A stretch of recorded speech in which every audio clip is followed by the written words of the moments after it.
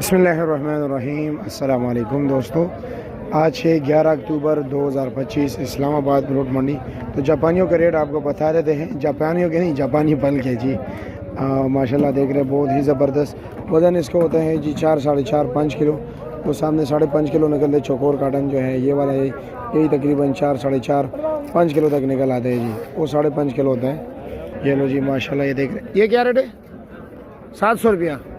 और ये वाला ये सारा 700 है। चौकोर भी 700, 700 सेल लगाए हुए हैं, बाटा की तरह सेल। अच्छा जी। और ये जनाब, ये तो ज़रा तैयार है, फुल तैयार है, बिल्कुल फुल। ये 650 रुपये का है।